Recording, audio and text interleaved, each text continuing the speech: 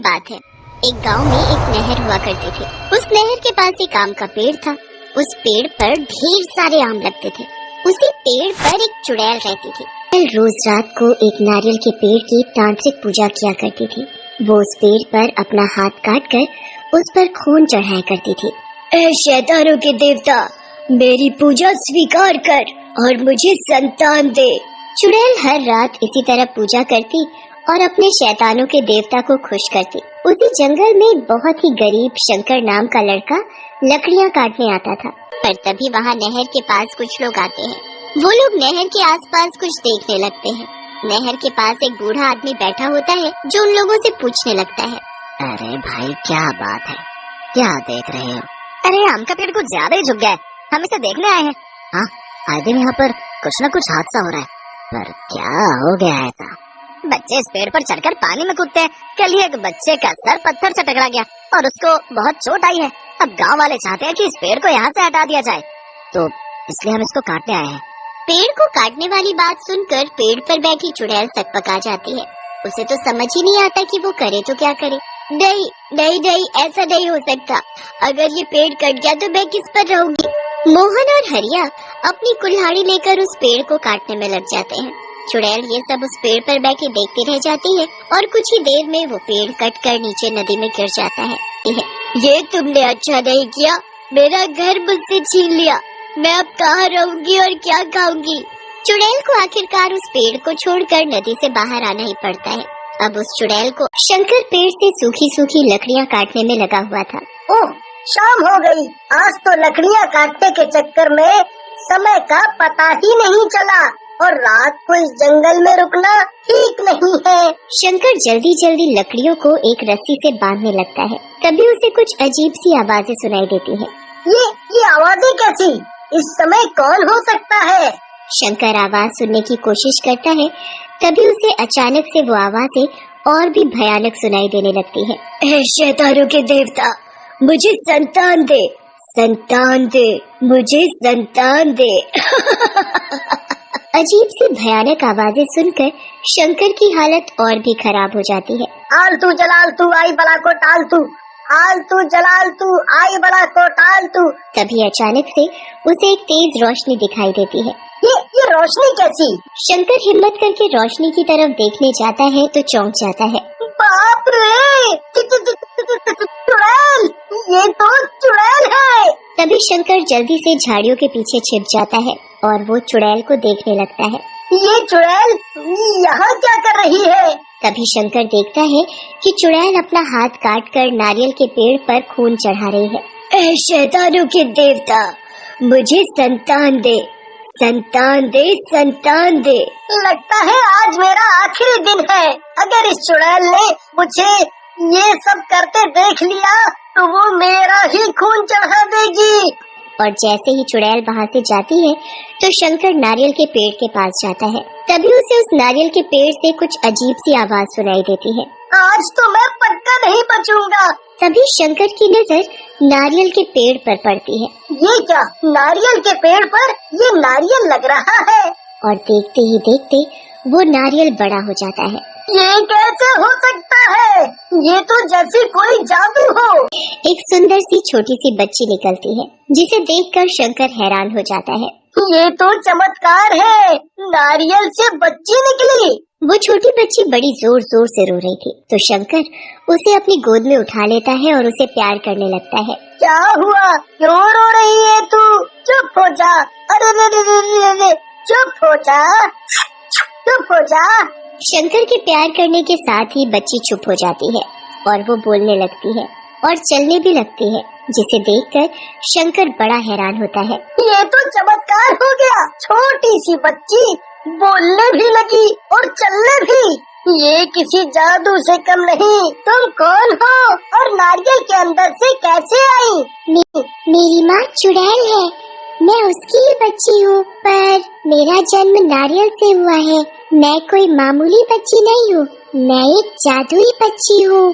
शंकर और छोटी बच्ची दोनों बातें कर ही रहे थे कि इतने में ही चुड़ैल के वापस आने की आवाजें आने लगती है, जिसे दूर से ही उसकी बच्ची देख लेती है। शंकर, तुम जल्दी से यहाँ से चले जाओ, माँ आ रही है। अगर उन्होंने तुम्हें मेरे साथ देख लिया तो वो तुम्हें मार डालेगी। फिर शंकर उस बच्ची को वहीं छोड़कर जाने लगता है तो बच्ची उसका हाथ पकड़कर उससे कहने लगती है, कल तुम फिर मुझसे मिलने आओगे ना? शंकर उस बच्ची को प्यार भरी निगाहों से देख रहा था और धीमी आवाज में सिर हिलाकर उससे कहता है, हाँ, कल मैं तुमसे मिलने जरूर आऊंगा। अब तुम यहाँ से जाओ, माँ आ रही है। शंकर उस बच्ची को वहीं पर छोड़कर जल्दी से वहाँ से चला जाता है। उसके जाते ही चुड़ैल भी आ जाती है और जब वो नारियल के टुकड़ों के पास अपनी बच्ची को देखती है तो खुशी के मारे झूमने लगती है। संतान, मेरी संतान मुझे मिल गई। मैं भी माँ बन गई। चुड़ैल अपनी बच्ची को गोद में उठाकर प्यार करने लगती है। मेरी बच्ची, मुझे कब से तेरा ही इंतजार था। अब जाकर कहीं मेरा इंतजार खत्म हुआ। एक बार मुझे माँ कहकर बुला। माँ? मेरे कान तरस गए थे माँ सुनने के लिए। फिर चुड़ैल अपनी बच्ची को बहुत प्यार करती है और इसी तरह सुबह हो जाती है और अगले दिन चुड़ैल अपनी बच्ची से कहती है, मेरी बच्ची, मैं तेरे लिए कुछ खाने के लिए लेने जा रही हूँ। तू अपना ध्यान रखना और इधर उधर कहीं मत जाना। ठीक है माँ, मैं अपना ध्यान रखूंगी। ये कहकर चुड़ैल चली जाती है। बच्ची वही नारियल के पेड़ के पास बैठी शंकर का इंतजार करने लगती है। ये शंकर कब आएगा? इतनी देर हो गई, अभी तक नहीं आया। तभी बच्ची को शंकर आता हुआ दिखाई देता है तो वो दौड़कर उससे लिपट जाती है। तुम्हें आने में इतनी देर क्यों हो गई? मैं कब से तुम्हारा इंतजार कर रही थी। जाओ, मैं तुमसे बात नहीं करती। मैं आ तो कब का चुका था, पर जब तुम्हारी माँ को देखा तो छिप गया। अगर वो मुझे देख लेती तो मुझे जिंदा ही मार डालती। हाँ। फिर शंकर और छोटी बच्ची दोनों आपस में मिलकर खेलने लगते हैं और खेलते खेलते जब दोनों थक जाते हैं तो एक जगह बैठ जाते हैं। मैं तो थक गई, अब मैं नहीं खेल सकती। मैं भी थक गया और मुझे भूख भी लग रही है। बस इतनी सी बात, लो अभी लो। वो छोटी बच्ची अपने जादू से बहुत सी खाने पीने की चीज ला देती है। इतना सारा खाना और चीजें देखकर शंकर की आंखें फटी रह जाती हैं। इतना सारा खाना और इतनी सारी चीजें, ये सब कैसे? मैंने कहा था ना कि मैं जादुई बच्ची हूँ और मैं जादू से कुछ भी ला सकती हूँ। इसी तरह शंकर हर रोज चुड़ैल के जाने के बाद बच्ची से मिलने आता और उसके साथ खूब खेलता और बच्ची भी हमेशा उसका बेसब्री से इंतजार करती। लेकिन कई दिनों तक जब शंकर उससे मिलने नहीं आता तो बच्ची परेशान हो जाती है और उसे उसकी चिंता होने लगती है। क्या बात है, शंकर इतने दिनों से मुझसे मिलने नहीं आया? कहीं उसे कुछ हो तो नहीं गया? कुछ दिन ऐसे ही समय बीत जाता है और एक दिन जब शंकर बच्ची से मिलने आता है तो बच्ची उससे नाराज होते हुए कहती है, पता है तुम्हें, मुझे तुम्हारी कितनी चिंता हो रही थी और तुम मुझसे मिलने अब आए हो। जाओ, मैं तुमसे बात नहीं करती। बच्ची एक तरफ अपना मुंह करके बैठ जाती है तो शंकर उसे मनाते हुए कहता है, मेरी मजबूरी थी जो मैं तुमसे मिलने नहीं आ सका। आज भी मैं बड़ी मुश्किल से सिर्फ तुमसे मिलने ही आया हूँ, कहीं तुम परेशान न हो। ये कहते कहते शंकर रोने लगता है। क्या हुआ, तुम रो क्यों रहे हो? शंकर रोते रोते उसे बताता है, मेरी माँ की तबीयत बहुत खराब है। डॉक्टर ने कहा है उनका इलाज किसी अच्छे अस्पताल में ही कराना होगा, तभी वो ठीक हो पाएगी। पर मेरे पास उनका इलाज कराने के लिए पैसे नहीं है। अगर मेरी माँ का इलाज समय से नहीं हुआ तो मेरी माँ मर जाएगी। तुम्हारी माँ बीमार है और तुमने मुझे बताया भी नहीं। बच्ची जब शंकर से बात कर रही थी तभी अचानक से एक सांप नारियल के पेड़ से आकर बच्ची के ऊपर गिर जाता है तो शंकर बिना सोचे समझे सांप को अपने हाथ में पकड़ लेता है और उसे चाकू से मार देता है। तभी इतने में ही चुड़ैल आ जाती है और अपनी बच्ची को जमीन पर खून में सना हुआ देखकर आग बबूला हो जाती है। मेरी बच्ची को मारने की तेरी हिम्मत कैसे हुई? मैं तुझे नहीं छोड़ूंगी, मैं तुझे मार डालूंगी।